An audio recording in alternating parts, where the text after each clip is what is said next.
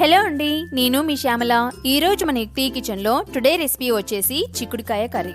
చిక్కుడుకాయ కర్రీ అని సింపుల్గా చూసేయకండి, కొంచెం డిఫరెంట్గా వండి చూద్దాం. చాలా టేస్టీగా ఉంటుంది. తయారీ విధానం చూసేద్దాం. ముందుగా చిక్కుడుకాయని తీసుకొని ఇలా చక్కగా చుంచుకున్న చిక్కుడుకాయలను తీసుకొని ఒక 2 సార్లు వాష్ చేసుకొని పక్కన పెట్టేసుకోండి.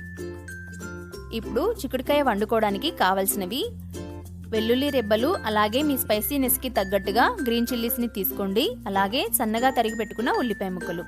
ఇప్పుడు స్టవ్ ఆన్ చేసుకొని స్టవ్ మీద ప్యాన్ పెట్టుకొని ఒక 3 టేబుల్ స్పూన్ల వరకు ఆయిల్ వేసుకొని ఆయిల్ హీట్ అయ్యాక పోపు దినుసులను వేసుకొని కాస్త వేగనివ్వండి.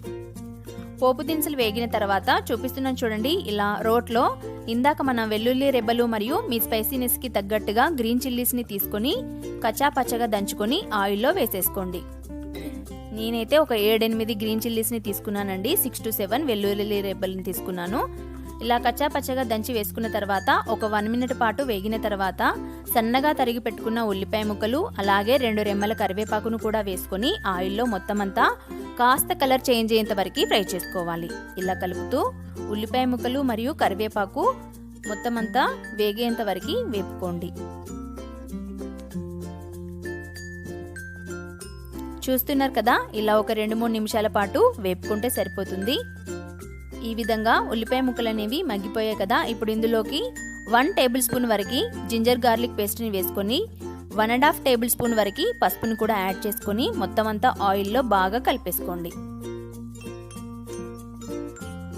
అల్లం వెల్లుల్లి పేస్ట్ పచ్చివాసన పోయేంత వరకు ఒక 1 మినిట్ పాటు మొత్తం అంతా వేగనివ్వండి.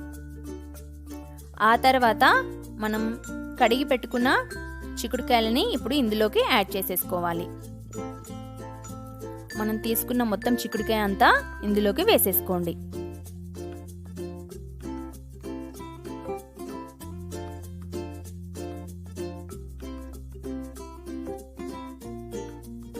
చిక్కుడుకాయ మొత్తాన్ని యాడ్ చేసిన తర్వాత ఇందులో అంతా కలిసేలాగా బాగా కలుపుకోవాలండి.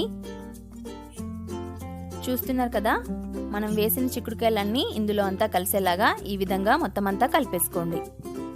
నేను ఇక్కడ అంతా కలిపిన తర్వాత చూపిస్తున్నాను చూడండి, ఈ విధంగా కలుపుకుంటే సరిపోతుంది. ఇప్పుడు దీనిపైన మూతను పెట్టుకొని మంటని మీడియం ఫ్లేమ్లో ఉంచుకొని ఒక 5 మినిట్స్ పాటు అలాగే వదిలేయండి. ఇలా మధ్యలో మూత తీస్తూ కలుపుతూ ఉండాలండి. 5 నిమిషాల తర్వాత చూపిస్తున్నాను చూడండి, ఒకసారి మొత్తం అంతా కలిపేసుకోండి.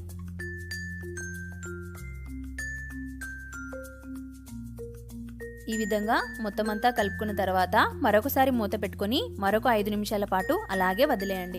మధ్యలో కలుపుతూ ఉండాలండి.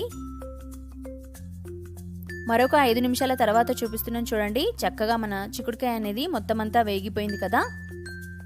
ఇప్పుడు మనం ఇందులోకి రుచికి సరిపడా సాల్ట్ని వేసేసుకుందాం.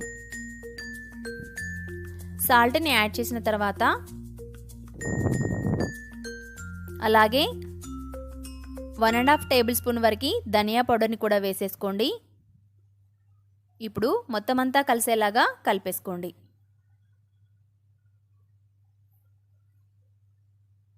ఈ విధంగా మనం వేసిన సాల్ట్ మరియు ధనియాల పొడి చిక్కుడుకాయలకి అంతా పట్టేలాగా మొత్తం అంతా కలుపుకోండి. ఈ విధంగా చక్కగా కలుపుకున్న తర్వాత మూత పెట్టేసుకొని మరొక 2-3 నిమిషాల పాటు అలాగే వదిలేయండి. 3 నిమిషాల తర్వాత మూత తీసి చూపిస్తున్నాను చూడండి, పూర్తిగా మన చిక్కుడుకాయ కూర అనేది రెడీ అయిపోయింది చూడండి. ఇప్పుడు మనం కట్ చేసి పెట్టుకున్న కొత్తిమీరని వేసేసుకొని స్టవ్ ఆఫ్ చేసేసుకోండి. ఇలా కొత్తిమీరని యాడ్ చేసిన తర్వాత ఒకసారి మొత్తం అంతా కలిపేసుకొని స్టవ్ ఆఫ్ చేసేసుకోండి. వెల్లుల్లి మరియు పచ్చిమిర్చి రోట్లో దంచుకొని వేసాం కదండి, చాలా టేస్టీగా ఉంటుందండి. మీరు కూడా ఒకసారి ట్రై చేయండి.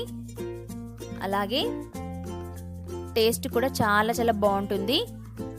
చూసారు కదండి ఇవాల్టి వీడియో చిక్కుడుకాయ కూర ఎలా వండుకోవాలో. ఇలా ఒకసారి మీరు ట్రై చేయండి, చాలా టేస్టీగా ఉంటుందండి. ఈ రెసిపీ కనుక మీకు నచ్చినట్లయితే ప్లీజ్ లైక్ చేయండి, అలాగే మీ ఫ్రెండ్స్కి షేర్ చేయండి. మరిన్ని వీడియోల కోసం మా ఛానల్ని సబ్స్క్రైబ్ చేసుకోండి. Thank you for watching.